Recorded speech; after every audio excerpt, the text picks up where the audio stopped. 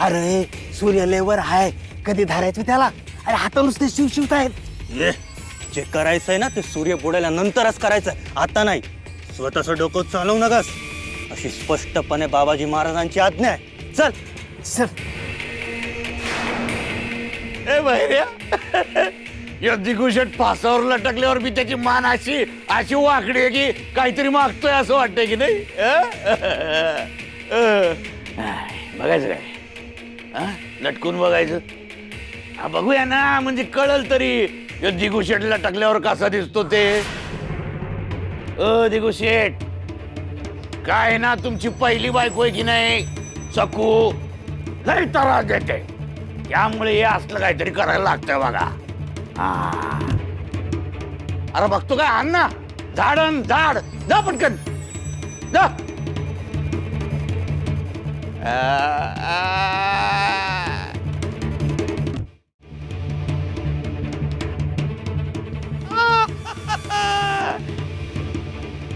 बघा दिगुशेट, तुमच्यासाठी काय मज्जा आणली. आता मज्जा बघा. आता दिगुशेट तुम्ही या झाडाला लटकायचं बर का, मज्जा येणार आहे. अरे दगड आण ना, दगड. अरे आण लवकर, आण दगड, आण दगड. काय नाही काय नाही काय नाही बघा.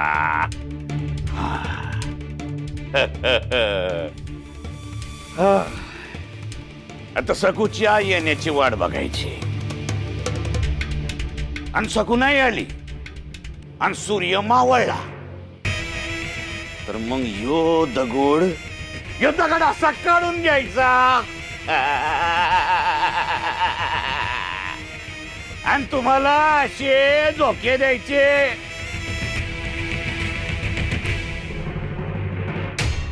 जय जिगरोबा.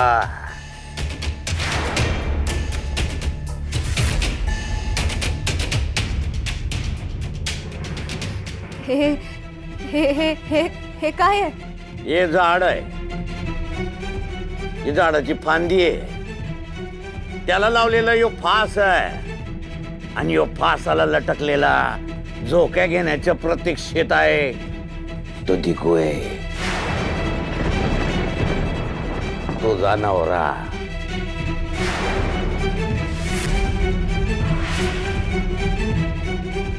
तुझा नवरा मरणाच्या काठावर आहे वय.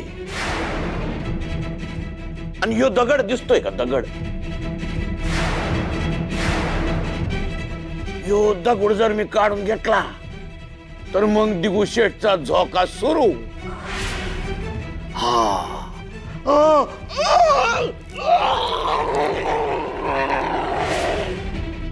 कासावीस करणारा, हातभरची पारणारा आणि मग दिगुशेठचं प्राण पाखरू भुरकना बाळात उडून जाईल.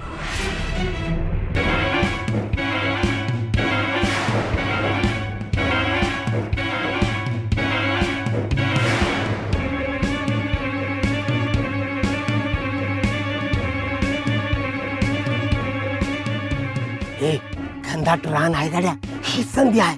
तू समोरून जाऊन आडवा व्हाय त्याला, मी त्याच्या गळ्यात फास टाकतो, लटकून टाकू त्याला, म्हणजे तो बी मोकळा आणि आपण बी मोकळे. ये डोकं फिरवू नकस, सांगितलं ना नाही एकदा. जे करायचंय ते सूर्यास्त झाल्यानंतरच करायचंय. चल पटकन.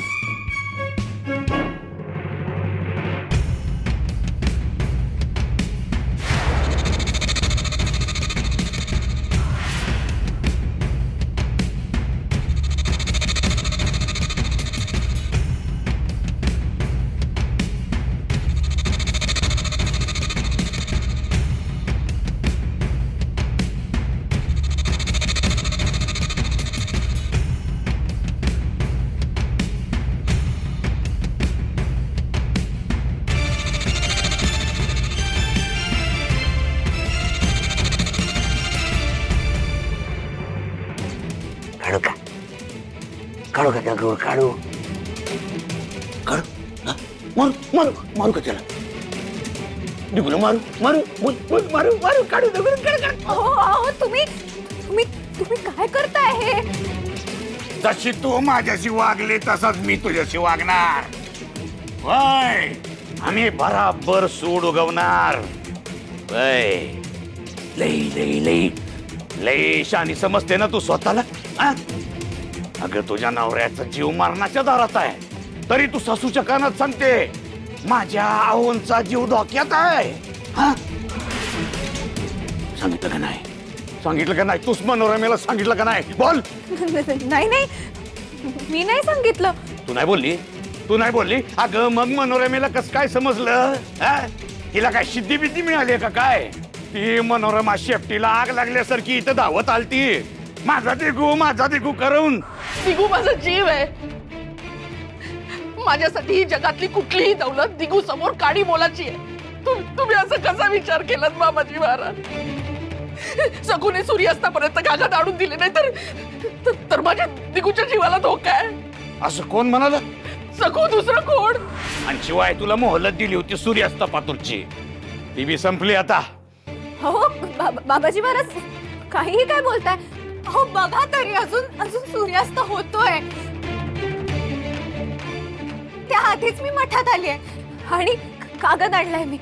हा बघा कागद आणलाय. घ्या कागद, पण माझ्या आहोंना काही करू नका. घ्या.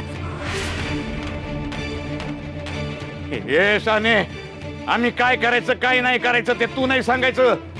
आम्ही काय ऐकू तुझं? काय ऐकू? आपलं काय ठरलं होतं? काय ठरलं होतं? इथं आपण जे काय बोलू ते बाहेर कुणाला बी बोलायचं नाही. पण तू बोलली. ऐक. नाही हो, मी नाही बोलले आणि बोलणारही नाही. यापुढे मी कोणाला काहीही सांगणार नाही. पण मी हात जोडते, माझ्या आहोंना काही करू नका हो. हा कागद घ्या.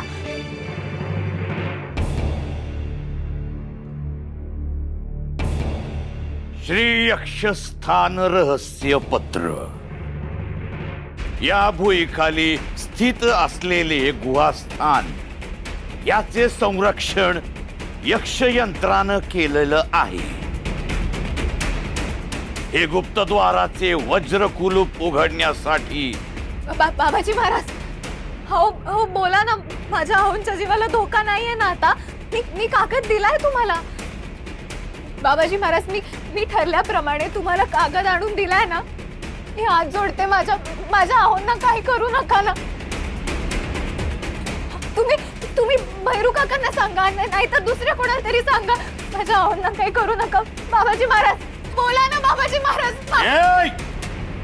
आगाऊपणा नकोय. तू जर आगाऊपणा केला तर तुझ्या आगाऊपणा पायी दिगूला ढगात पाठवीन. तुझं काम केलंस की नाही? मग आता पुढचं काय करायचंय काय करायचं नाही ते झिंगरोबा बघून घेईल. तो सांगेल तसं करायचं. पण तू जर इथं थांबलीस तर मग क्यों काही दिगूला सोडत नाही. नाही, मी जाते. मी नाही थांबत इथे. पण माझ्या आहोंना सुखरूप घरी पोचवा ना. सुखरूप घरी पोचवा. मी हात जोडते तुमच्या पुढे. मी नाही थांबत. मी नाही थांबत. मी जाते.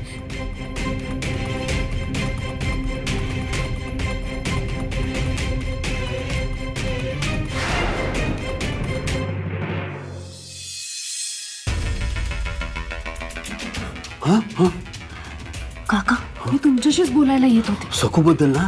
काय झालं? नाही, सासूबाईंबद्दल. काय? माझ्या एक लक्षात आलं. सासूबाई सखूवर चिडतात, रागावतात, शिक्षाही करतात, पण काही गोष्टींकडे सरळ दुर्लक्ष करतात. सखूला न बोलता मोकळीक देतात.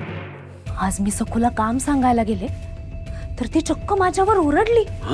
अंगावर येऊन म्हणते कशी, मला वेळ नाहीये, नंतर करते, सध्या मी महत्वाच्या कामात आहे. दासीला हे बोलणं शोभतं का?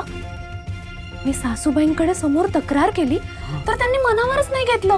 मी बघते असं म्हणून सोडून दिलं. असं कसं? आणि ही सखू सतत शोधात काय असते, कोणाचं काय हरवलंय? मला तर कधी कधी असं वाटतं ना की या सासूबाईंचीच सखूला फूस आहे. मलाही तसंच वाटतंय. त्या सखूचा जीव घ्यायला निघालेली बाबाजी आणि वहिनी चक्क तिला आपल्या घरात आश्रय देतायत का? ही अशी पलटी का मारायची? आणि तू म्हणतेस ना, तशी नक्की काहीतरी यात कोम आहे. त्या सखूबद्दल बाबाजी पण एकदम नरम दिसतात. मी सांगतो ना, आपल्यापासून काहीतरी नक्की लपवलं जात आहे. कुठेतरी पाणी मुरतंय. पण या सगळ्याचा शोध आपण लावायला हवा. माणिक, तू बारीक लक्ष ठेवून राहा. काय असेल? भाऊजी भाऊजी भाऊजी भाऊजी वहिनी काय झालं काय आणि एवढ्या धापा का टाकताय? आणि 3 सांज झाल्यावर कुठून धावत येतेस? कुठे गेली होतीस? काय वारा पिऊन आलीयस का? अगं काय झालं? मालक घरी आले ना? दिगू दादा ना? नाही, अजून नाही आलाय. पण काय झालं काय? आता दिगू किती उशिरा ना येणार आहे हे आपण कसं सांगणार? आधीच तो त्या वाटेने गेलाय. मी बोललो होतो, जिंगरोबाचं तळ, त्या घनदाट अरण्य, त्यात ती वाट मारी, तिकडे भयंकर धोका असतो. अरे कधी कधी तर बस बस काका, अहो दिवे लागणीच्या वेळेस असं अशुभ का बोलताय? जिभेवर सरस्वतीचा वास असतो, आपण शुभच बोलायला हवं. असं अभद्र का बोलताय?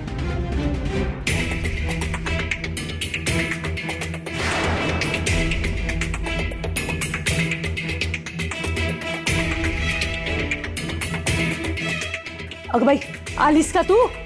अगं आहेस कुठे तू सखू? हल्ली नुसती उंडारत असतेस. हे वाटण वाटायचंय. ये घे. आलेच मी, आलेच. गेली अशी काय?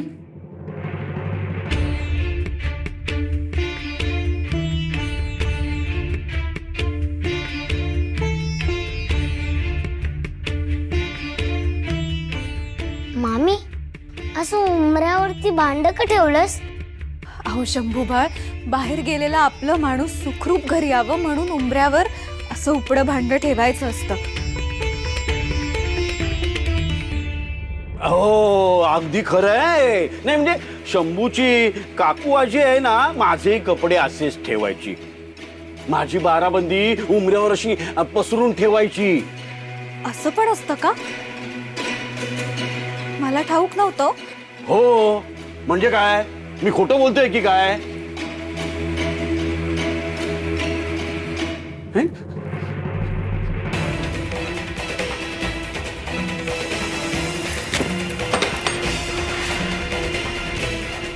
काय काय कोणाला विचारून अशी तरातरा येऊन माझ्या खोलीत घुसतेस ग? मी आत येऊ का असं दारातून विचारता येत नाही? आणि मी कधीची वाट बघते तुझी. मला न सांगता न विचारता कुठे गेली होतीस? सखू, ऐकू येत नाहीये तुला?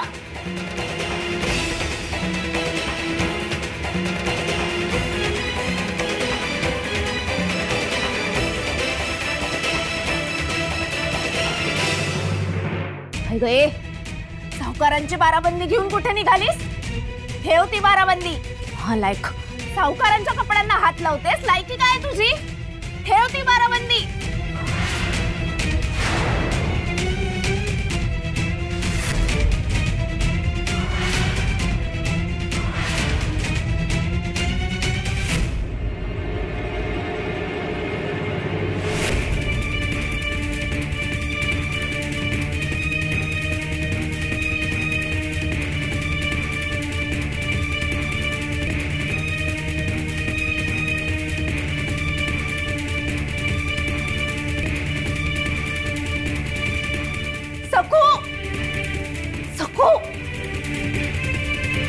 अगं लाज लज्जा आहे की नाही तुला? बघतेस, थांब.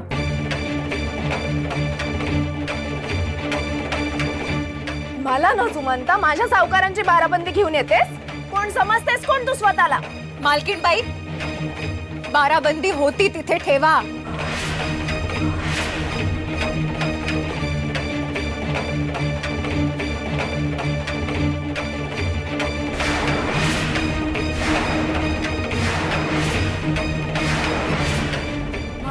देतेस? नाही ठेवणार, अजिबात ठेवणार नाही. ठेवा, याचा अर्थ ठेवा.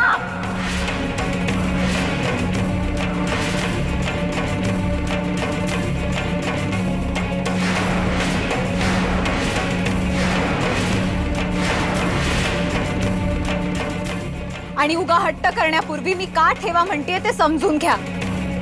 नुसतं कुंकू लावून मंगळसूत्र घालून बायको होता येत नाही. आपल्या सौभाग्याची सतत काळजी घ्यावी लागते, ओढ असावी लागते, मनात हुरहुर असावी लागते, त्यांचा ध्यास असावा लागतो. मालक अजून घरी परतले नाही त्याची काळजी नाही वाटत तुम्हाला? कुठे असतील, का उशीर होतोय, कुठल्या संकटात तर नसतील अशी चिंता नाही वाटत? मालक सुखरूप घरी परत यावे म्हणून उंबरठ्यावर भांड ठेवलंय, म्हणून त्यांची बाराबंदी इथे ठेवतीये. त्यामागे एक आणि एकच विचार, मालक सुखरूप घरी परत यावे. कारण मालक आपला प्राण आहे. तेव्हा माझ्यासाठी नाही तर मालकांसाठी तरी ती बाराबंदी इथे ठेवा.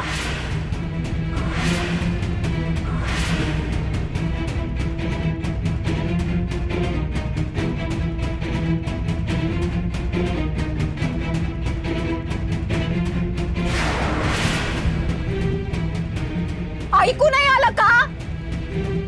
बाराबंदी इथे ठेवा. ठेवा म्हटलं ना.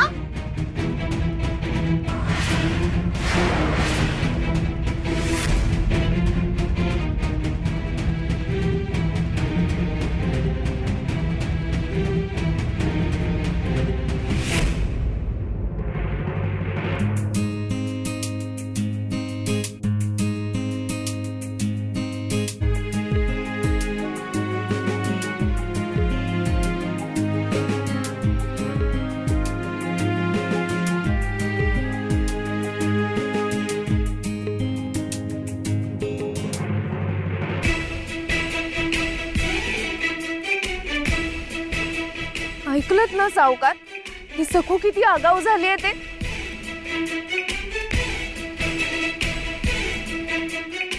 कशी ओरडून हुकूम केल्याप्रमाणे बोलत होती बघितलत ना. दीड दमडीची दासी, पण रुबाब तर बघा. माणिक, मी बघितलंही आहे आणि ऐकलं पण आहे. उगा आरडाओरडा करू नका. ती बाराबंदी घे आधी आणि आत खोलीत नेऊन ठेव. मी आलोय ना परत.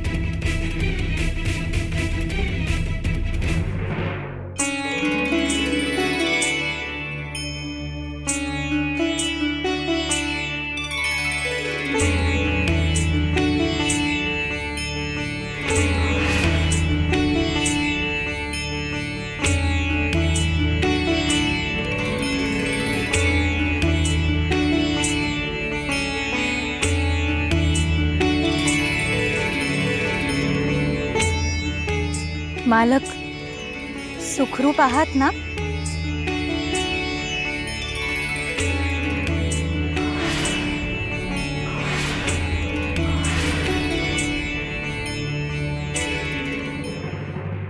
भैरूदादा, काय हो, सूर्यास्ताला त्यांच्या गळ्यात फास टाकणार होतो आणि शेवटच्या क्षणाला थांबवलं.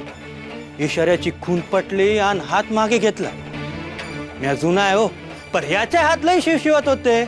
जो मलाच कोसतोय का, मी का सोडला? अरे भैरू महाराजाचा चेहरा सांगतोय, त्यांनी इशारा दिला नव्हता, उगा सोडला आपण त्याला. आता बाबाजी महाराज भडकणार बघ. अरे नाही, झिंगरोबा पावला आणि तुम्ही दिगू शेटनं सोडलं. ते बी वाचले आणि तुम्ही बी वाचलात. तुम्ही काय केलं असतं तर बाबाजी महाराज चिडले असते. बरं झालं तुम्हाला इशारा समजला, म्हणूनच तुम्ही वाचलात. काय शंभू शेठ, आज मला पण उमऱ्यावरचं माप ओलांडून नवरीसारखा गृहप्रवेश करावा लागला ना.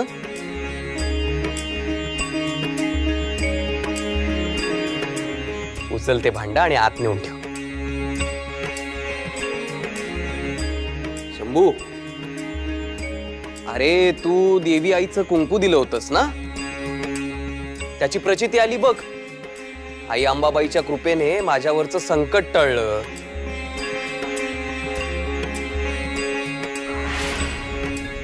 आई अंबाबाईची कृपा झाली, तिने माझं रक्षण केलं. आणि हो, त्या दशम्यांमुळे माझं पोट भरलं. त्याही पेक्षा महत्वाचं म्हणजे एका त्रस्त गरीब गुन्हेगाराला मी अपराध करण्यापासून वाचवला. तेव्हा काकू आजीला माझ्याकडून खूप खूप धन्यवाद सांग. फसला फसला दिगू मामा फसला. अरे दिगू मामा, ते दशम्या आणि कुंकू काकू आजीने नाही तर सकू मामीने दिल्या होत्या.